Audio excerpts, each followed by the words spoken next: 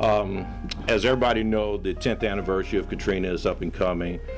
What we want to do this morning is basically have some candid conversation about our experiences during and after Katrina. Building maintenance, and we were kind of the support, the guys to make sure the generator comes up, the fuel pumps were working if we needed, lighting was there.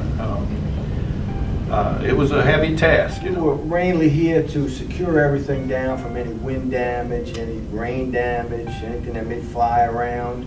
So we were running around helping everybody. I can remember dealing with 90% of the people sitting here, different things. For this one needed lighting, this one needed whatever, fans. Mm-hmm. We did what we could to make everybody as comfortable during the situation. I was the director of the paratransit operation at that point in time. Always said that the drivers for paratransit could have been the ones that could have turned out the lights at the end of the day in New Orleans. Our vehicles ran. We were taking people from New Orleans to Baton Rouge up until the winds got so strong you couldn't drive on the roads anymore. And moving the elderly and disabled community to higher grounds of safety where they need to be transported to. Then we had the 10 buses that transported others to Baton Rouge. So we constantly had calls coming in throughout the day, and we continued that process until the city gave the RTA notification to where we had to take all vehicles off of the streets. On the fixed route side, we dealt with the community that didn't have means of transportation but had no physical issues. And there were pockets in the city that the city had designated, and I can remember Abramson School was one for the folks in New Orleans East. 2 o'clock, 2:30, the Superdome had reached a capacity to where they didn't want to take any more people in the dome. The city told us, okay, we're going to go to the convention center. They decided that the folks at Abramson School, that wasn't going to be a safe place to leave them as they tracked the storm. So we took those individuals, we went back to Abramson, took those individuals to the Superdome, into the convention center. We were supposed to bat down at the East New Orleans facility, and that was the plan until somebody, Mr. Joe Robichaud, made a decision that he had a feeling it wasn't going to be good for everybody to leave the East and come to the Canal Street facility.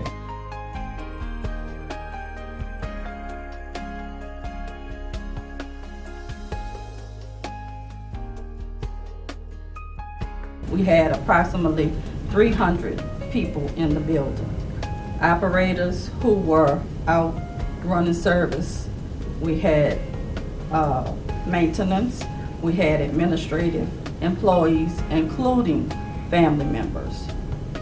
Because some of the people, the essential people, were allowed to bring their immediate family members with them. So we had about 300 people. So Tuesday morning, when Mr. Robichaud, yourself, realized that we weren't going to get any assistance because people couldn't get to us.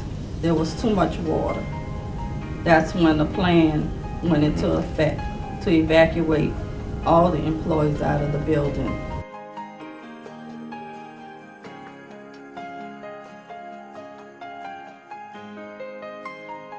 A few hours later, he called a meeting upstairs on the roof. Pretty much all of us was up there. Called a meeting and said what he needed to say relative to they did not come and get us. You can stay here pretty much if you want to, but we're gonna go to the parking ride. And he said, I need everybody that can swim, raise your hands. So those of us that was able to swim, raise their hands. The non-swimmers get over here. He separated us. He said, what we're gonna do, we're gonna form teams.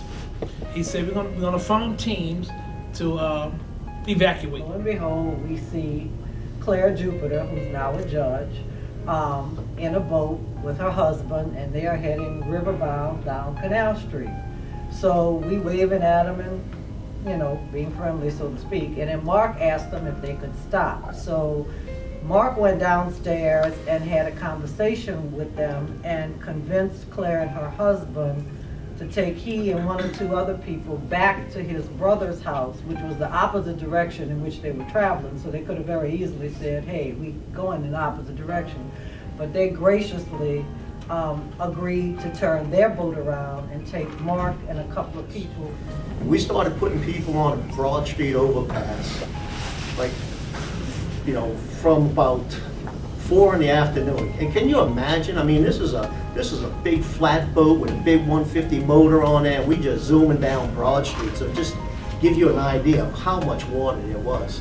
And we had the boat loaded with people. So once we took the last person out, and we put them on the overpass. We didn't know how at the time, but we knew that we were going to put it back together for hook and crook.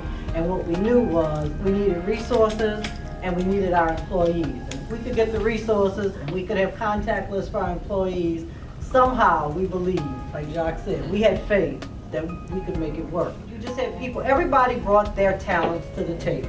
Whether it was a mechanic, whether it was an operator, whether it was a finance guy, whether it was administration and organization, everybody brought their talents together and nobody said, that's not my job, I don't do that. Everybody did what they had to do, but we had a lot of outside help from a lot of entities, and again, that was the black work.